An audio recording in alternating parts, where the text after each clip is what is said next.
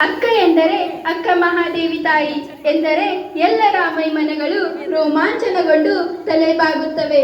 ಕೈಗಳೆರಡು ತನ್ನಿಂದ ತಾನೇ ಜೋಡಿಸಿ ಶರಣಗತಿ ಭಾವ ಮೇಳೈಸುತ್ತದೆ. ಅಕ್ಕನಿಗೆ ತನ್ನ ಪತಿ ಚನ್ನ ಮಲ್ಲಿಕಾರ್ಜುನನನ್ನು ಸೇರುವ ಹಂಬಲ ಹುಟ್ಟಿನಿಂದಲೂ ಎಷ್ಟು ಉತ್ಕಟವಾಗಿತ್ತು. ಅಷ್ಟೇ ಸಮಾಜದ ಕಟ್ಟುಪಾಡುಗಳು ಅದರಿಂದ ಮೇಲೆ ಬಾರದೆ ಮತ್ತೆ ಮತ್ತೆ ಬಂಧಿತರಾಗುವುದನ್ನು ಕಂಡು ಅಕ್ಕ ತನ್ನ ಅನೇಕ ವಚನಗಳ ಮೂಲಕ ತಿಳಿಸುತ್ತಾಳೆ. ಹಾಗೆಯೇ ಆ ಪರಶಿವನಿಗಾಗಿ ಹಂಬಲಿಸುವುದನ್ನು ಕಾಣುತ್ತೇವೆ. ಬೆಟ್ಟದ ಮೇಲೊಂದು ಮನೆಯ ಮಾಡಿ ಜಾಲಗಾರನೊಬ್ಬ ಜಲವ ಶೋಧಿಸಿ ವಚನಗಳಲ್ಲಿ ಸಾಮಾಜಿಕ ಬದುಕನ್ನು ನಮ್ಮ ಮುಂದಿಟ್ಟು ಅದರ ಉತ್ತರ ಹೇಳುತ್ತಾಳೆ. ಮತ್ತೆ ಆ ಪರಶಿವನಿಗಾಗಿ ಚಿಲಿಪಿಲಿ ಎಂದು ಓದುವ ಗಿಳಿಗಳಿರ ನೀವು ಕಾಣಿರೆ ಎಂದು ತನ್ನ ಉತ್ಕಟ ಬಯಕೆಯನ್ನು ವ್ಯಕ್ತಪಡಿಸುವುದರ ಜೊತೆಗೆ ಯೋಗಾಂಗ ತ್ರಿವಿಧಿಯಲ್ಲಿ ಹೇಗೆ ಲಿಂಗಾಂಗ ಸಾಮರಸ್ಯ ಪಡೆಯಬಹುದೆಂದು ಸಾರಿದರೆ, ಕೊರವಂಜಿ ಸಾಹಿತ್ಯದಲ್ಲಿ ಮನೆ ಮನೆಗೆ ಹೋಗಿ ಮಹಿಳೆಯರ ಮನಮನಕ್ಕೆ ದೇವರ ಇರುವಿಕೆಯನ್ನು ಹೇಗೆ ಅರ್ಥ ಮಾಡಿಕೊಳ್ಳಬೇಕೆಂದು ಅತ್ಯಂತ ಮಾರ್ಮಿಕವಾಗಿ ಹೃದಯಕ್ಕೆ ಮುಟ್ಟುವಂತೆ ಅತ್ಯಂತ ಸ್ವಾರಸ್ಯವಾಗಿ ನಾಟಕ ರೂಪದಲ್ಲಿ ಸತ್ಯದ ಇರುವನ್ನು ಲಿಂಗದ ನೆಲೆಯನ್ನು ಹೇಗೆ ಅರಿಯಬೇಕೆಂದು ತಿಳಿಸುತ್ತಾಳೆ.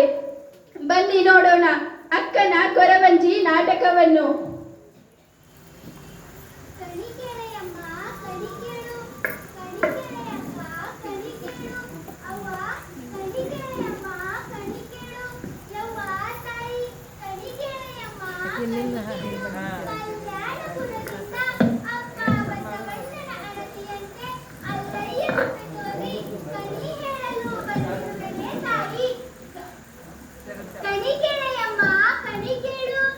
ಬಂದ್ರವಾ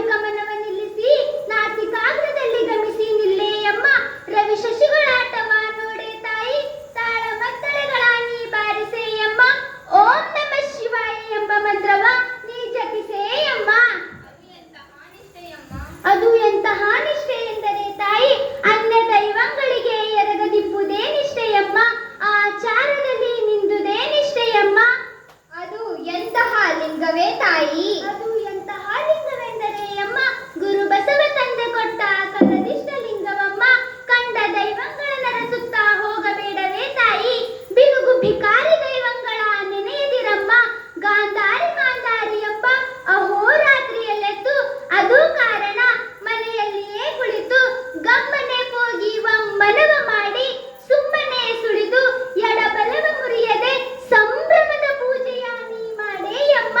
ಕುಂಬಿನಿಯ ಬಾಗಿಲು ಕದವ ತೆರೆದು ಒಳ ಹೊಕ್ಕುವಂದಾಗಿ ಪರತತ್ವದಲ್ಲಿ ಉರಿ ಉಂಡ ಕರ್ಪೂರದಂತೆ ನೀಯಾಗಿಯಮ್ಮ. ಇಂತಹ ಪೂಜೆಗೆ ನಮೋ ನಮೋ ಎಂಬೆನೇ ತಾಯಿ. ಅದು ಎಂತಹ ಶೇಷವೇ ತಾಯಿ, ಅದು ಎಂತಹ ಪುಂಡಲಿಗೆ ಸರ್ಪವೇ ಅಮ್ಮ. ಈಳೇರು ಲೋಕವೆಲ್ಲ ಕಚ್ಚಿ ಹಿಡಿದುಕೊಂಡೈತೆ ತಾಯಿ, ಪ್ರಳಯ ಕಾಲನೆಂಬ ಕಾಳೋಗರನೆಯಮ್ಮ. ಈ ತನುವೆಂಬ ಹುತ್ತದಲ್ಲಿ ನಾವು ಮಾಡಿಕೊಂಡಿದೆ ತಾಯಿ, ಆ ಹುತ್ತಕ್ಕೆ 9 ದ್ವಾರ ನೋಡೇಯಮ್ಮ. ಅದು 5 ಮುಖದ ಅಜ್ಞಾನ ಸರ್ಪವಮ್ಮ. ಪೂರ್ವಕ್ಕೊಂದು ಮುಖ, ಪಶ್ಚಿಮಕ್ಕೊಂದು ಮುಖ, ಉತ್ತರಕ್ಕೊಂದು ಮುಖ, ದಕ್ಷಿಣಕ್ಕೊಂದು ಮುಖ, ಅಧೋದ್ವಾರಕ್ಕೊಂದೊಂದು ಮುಖ ಮಾಡಿದೆ ತಾಯಿ. ಅದರ ಪಂಚವರ್ಣಗಳಿಂದ ಕೂಡಿದ ನಂಜಿನಿಂದ ನೀನು ಈ ಭವಕ್ಕೆ ಈಡಾದೆಯಮ್ಮ. ಆ ಶೇಷನ ಊರ್ಧ್ವಕ್ಕೇರಿಸುವ ಪರ್ಯಂತಮ್ಮ, ಆ ಶೇಷನ ಊರ್ಧ್ವಕ್ಕೇರಿಸುವ ಪರ್ಯಂತೆಂದರಮ್ಮ. ಆಧಾರವಂಬಲಿದು ಅಧೋಮುಖದ ಕುಂಡಲಿಯ ಊರ್ಧ್ವಮುಖಕ್ಕೆ ತಿರುಗಿ ಅಡಿಯಿಂದ ಮುಡಿಗೆ ಒತ್ತಿಯತ್ತೇಯಮ್ಮ. ಹುತ್ತದ 9 ದ್ವಾರವ ಮುಚ್ಚಿ ಮೂಲಾಗ್ನಿಕುಟವ ಮಾಡೇಯಮ್ಮ. ಕಂಠ ಝೇಂಕಾರ ಸಪ್ತಸ್ವರಹದಿಂದ ತಿರುಹೇಯಮ್ಮ. ಆ ನಾದವನ್ನು ಕೇಳುತ್ತಾ ಅದು ನಾಭಿಮಂಡಲದಿಂದೆದ್ದು ಉಸಿರ ಉನ್ಮನಿಗೇರಿ ಅಲ್ಲಿ ಆಡುತ್ತಾ ಹಾಡುತ್ತಾ ಒಂದೇ ನಾಳದಲ್ಲಿ ಗಮಿಸುವುದೇ ಅಮ್ಮ. ಆ ಕೊಳದ ಕಪ್ಪೆ ಸರ್ಪನ ನುಂಗುವುದೇಯಮ್ಮ. ಅದರ ತಲೆಯಲ್ಲಿರುವ ರತ್ನವ ಸೆಳೆದುಕೊಳ್ಳೇಯಮ್ಮ. ಬೆಳಕು ನವನಾಳಕ್ಕೆ ಒಂದೇಯಾಗಿರುವುದಮ್ಮ. ಅಲ್ಲಿಯ ಕುಂಬಿನಿಯ ಅಮೃತವನ್ನುಂಡು ಆ ಪರಮೇಶ್ವರನಲ್ಲಿ ಪರಮ ಸುಖಿಯಾಗಿಯಮ್ಮ. ಪರಮನ ಸೇರುವ ಪರಿ ನೋಡೇಯಮ್ಮ. ಅಯ್ಯಯ್ಯೋ, ನನಗಿನ್ನೂ ಸಮಯವಾಯಿತೆ ತಾಯಿ, ನಾನಿನ್ನೂ ಹೋಗಿ ಬರುವೇನಮ್ಮ. ಎನ್ನ ಗಂಡ ಚೆನ್ನ ಮಲ್ಲಿಕಾರ್ಜುನ ಎನಗಾಗಿ ಕಾಯುತ್ತಿರುವನೇ ತಾಯಿ.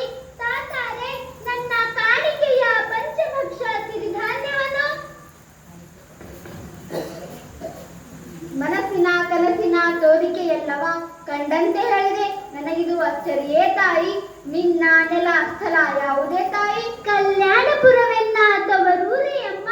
ಅಪ್ಪ ಬಸವಣ್ಣಯನ್ನ ಹೆತ್ತ ತಂದೆ, ಅವ್ವ ನೀಲಾಂಬಿಕೆಯನ್ನ ಹೆತ್ತವ್ವ. ಉಳಿದ ಬಸವಾದಿ ಪ್ರಮತರು ಎನ್ನ ಒಡ ಹುಟ್ಟಿದವರು ತಾಯಿ. ಅಲ್ಲಯ್ಯಯನ್ನ ಹಿರಿಯ ಅಣ್ಣಯ್ಯ ಜರಿದು ಶಂಕಿಸಿ ಎನ್ನ ಪ್ರಶ್ನೆ ಮಾಡುವನಮ್ಮ.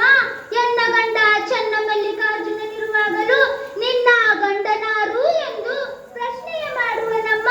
ಆ ಗಂಡರ ಗಂಡ ಚೆನ್ನ ಮಲ್ಲಿಕಾರ್ಜುನನೇ, ಎನಗೆಯೂ ಗಂಡ ನಿನಗೆಯೂ ಗಂಡ, ಈ ಜಗಕ್ಕೆಲ್ಲ ಗಂಡ ನೋಡೇ ತಾಯಿ. ಜಗದ ಗಂಡನ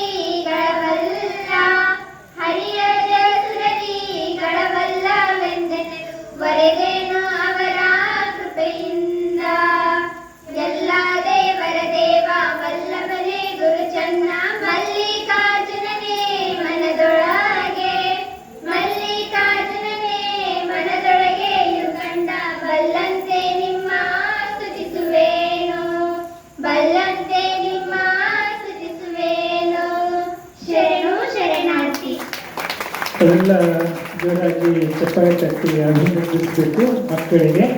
ನೋಡ್ರಿ ಎಷ್ಟು ಚಲೋ ಕೊರವಂಜಿ ಸಾಹಿತ್ಯ ಅಂದ್ರೆ ಏನೇ ಎಂಬುದು ನಮಗೆ ಗೊತ್ತಿದ್ದಿಲ್ಲ. ಬಹಳ ಅರ್ಥಪೂರ್ಣವಾಗಿ ನಮ್ಮ ನೇಹಂದು ಪಾಠಾಂತರ ಅಂತೂ ಬಹಳ ಮೆಚ್ಚಬೇಕು.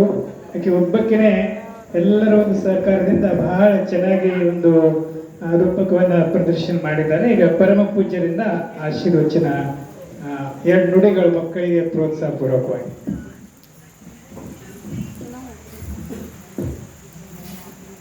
ಎಲ್ಲ ಶರಣ ಬಂಧುಗಳೇ, ನಮ್ಮ ನೇಹ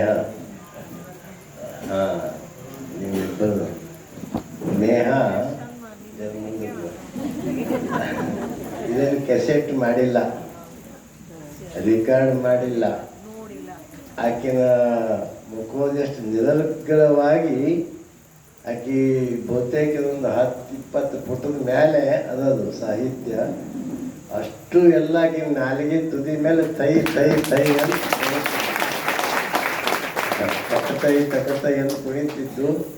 ಅಂಥ ತತ್ವ ಆಕೆ ನೆನಪಿನ ಶಕ್ತಿ ನಿರರ್ಗಳವಾಗಿ ಮತ್ತು ಮಗ್ನತೆಯಾಗಿ ಪಾತ್ರ ಮಾಡೋರು ಆರ್ಟಿಫಿಷಿಯಲಿ ಪಾತ್ರ ಬೇರೆ. ಆದ್ರೆ ಅವ್ರು ಹೆಂಗೆ ಮಾಡ್ತಾರಂದ್ರೆ ಆ ಪಾತ್ರದಾಗ ಅವ್ರು ಮುಳುಗಿರ್ತಾರೆ. ಆಕೆ ಅಕ್ಕ ಮಹಾದೇವಿ ಅಂದ್ರೆ ಅಕ್ಕ ಮಹಾದೇವಿನೇ ನಾನು ಅನ್ನುವಂಗ ಭಾವದಿಂದ ಆಕೆ ಮಾಡಿದ್ರು. ಸಿದ್ದರಾಮನ ನಾಟಕದಾಗೂ ಈಕಿನೇ ಮೇನ್ ಪಾತ್ರ ಅದ. ಸಿದ್ದರಾಮನ ಪಾತ್ರ ಬಾಲ ಸಿದ್ದರಾಮ ಈಕಿನೇ ಆಗ್ತಾಳೆ. ಅವಾಗನು ಆಕಿ ಮಲ್ಲಯ್ಯ ಮಲ್ಲಯ್ಯ ಅನ್ನುವಾಗ ಕಣ್ಣಾಗ ನೀರು ಬರ್ತಿತ್ತು. ನಾನೇ ಮುಂದೆ ಕುಂತು ನೋಡಿದ್ದೆ, ನಾನು ನಿಜವಾಗಿ ನೀರು ಬರ್ತಿತ್ತು. ಅಷ್ಟೊಂದು ಮಗ್ನತೆಯಿಂದ ಮಾಡಿದಾರ. ಅದಕ್ಕೆ ಆಕೆಗೆ ಮತ್ತೊಮ್ಮೆ ನೀವು ಜೋರು ಚಪ್ಪಾಳೆ ಹೊಡೆದ್ರೆ ಸಾಕು. ಈ ಒಂದು ರೂಪಕವನ್ನು ನೋಡಿ ನಮ್ಮ ವಿಶ್ವನಾಥಪ್ಪ ಬಿರಾದಾರ್ ಸರ್ ಅವರು 500 ರೂಪಾಯಿ ಮತ್ತು ನಮ್ಮ ಬಸವರಾಜ್ ಮರೆ ಅಣ್ಣನವರು 100 ರೂಪಾಯಿ ಕಾಣಿಕೆಯನ್ನು ಕೊಟ್ಟಿದ್ದಾರೆ. ಇವರು ಕಾಣಿಕೆಯನ್ನು ಸ್ವೀಕರಿಸಬೇಕು. ಅಪ್ಪರೇ ಒಂದು ಫೋಟೋ